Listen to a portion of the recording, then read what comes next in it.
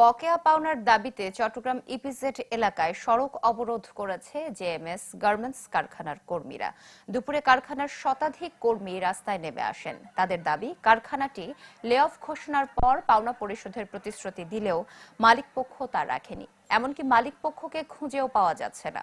পাওনা পরিশোধ না করা হলে আন্দোলন চালিয়ে যাবার কথা জানান তারা। তাদের অবরোধের কারণে বিমানবন্দর সড়কে যান চলাচল বন্ধ হয়ে যায়।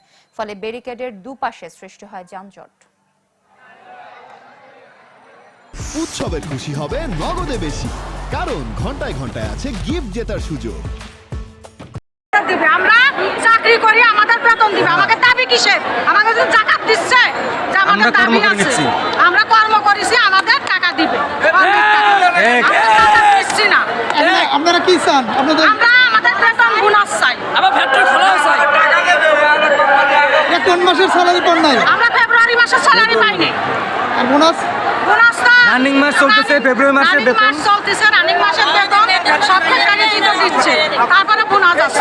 এখন উন্নত ব্যবসা তো বলছে যে আজকে রাস্তা ছাড়ি দেন, কালকে বেতন দিবে। আসলে আমরা ডেট বহুত দিচ্ছে। কতদিন বলে তারা? প্রতিদিন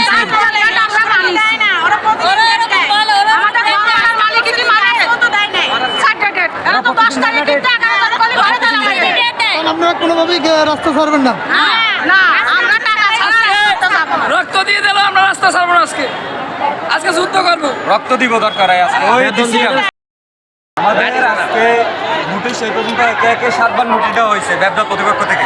তো ব্যবসা আমাদের বেতন দিবে 20 তারিখ বলে প্রতিশ্রুতি দিছে। তারা বেতন 20 তারিখ বলছে, 20 তারিখ থেকে আজকে 24 তারিখ আবার 2 বার আমাদের প্রতিশ্রুতি দেওয়া হয়েছে।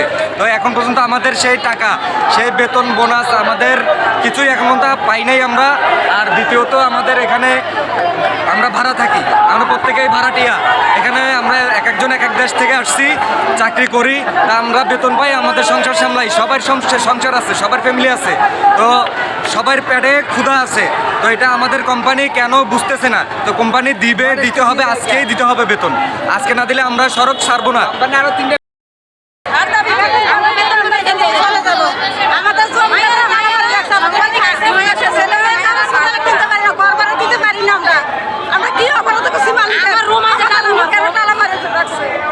আমাদেরকে কেন বেতন খরচ দিচ্ছে না?